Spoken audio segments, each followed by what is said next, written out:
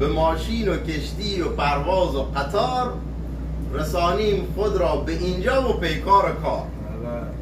سحرگاه و هنگام بانگ خروس رویم در میتینگ و نماییم جلوس. سپاریم گوش را به استاد سخن کلافه ذکار و صبح و بیدار شدن. پس از آن سخنها که ما نشنفیم شویم راهی کار تا ز پس بشکفیم.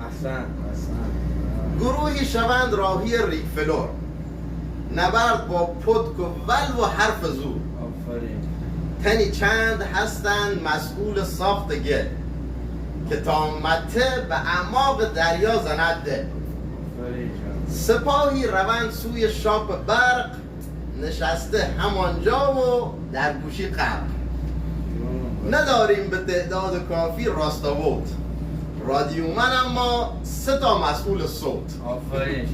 مکانیک هم خود سپاهی دگر به حال موتورها فتادند تیمارگر.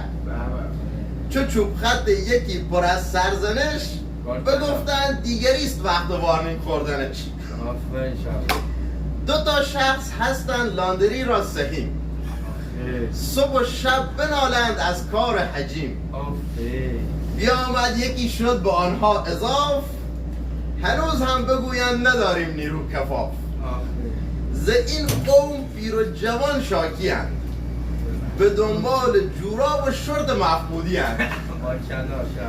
تنی چند امثال پیغمبران که بودند نقاش و اجدادمان ببندند اینجا را به سنگ و برنگ همه جملگی چست و چابک زرنگ. خلاصه همه کس طریقی گرم کار ز نقاش و رافنیک بگیر تا جوشکار. همه مشغول با این کار سخت که تا خانواده باشند در خواب تخت.